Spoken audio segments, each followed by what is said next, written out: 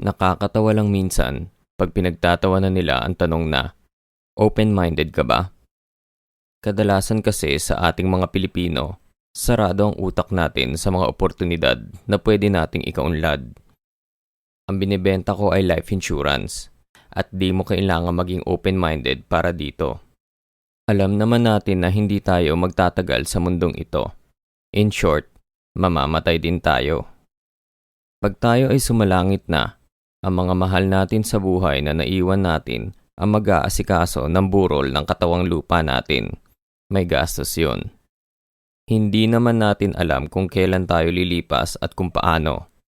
Pwedeng sa paraan ng aksidente, malubhang sakit, o kaya hindi ka na nagising.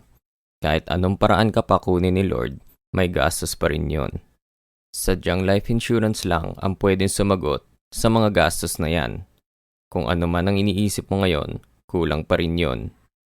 Hindi rin dahil may nag-offer sa'yo ng life insurance, ang ibig sabihin nun ay buhay ka pa lang ay pinapatay ka na. Tandaan mo, una, hindi tayo permanente. Pangalawa, habang tumatagal, bumababa ang pwede mong makuha sa life insurance coverage habang pinapaliban mo ito. At pangatlo, may living benefits na ngayon ang life insurance.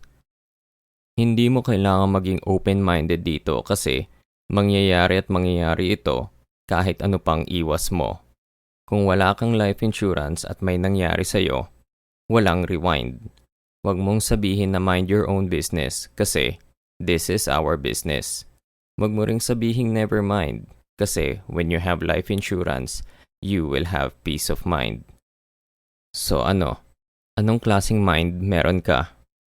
My name is Raymond, your financial wellness concierge.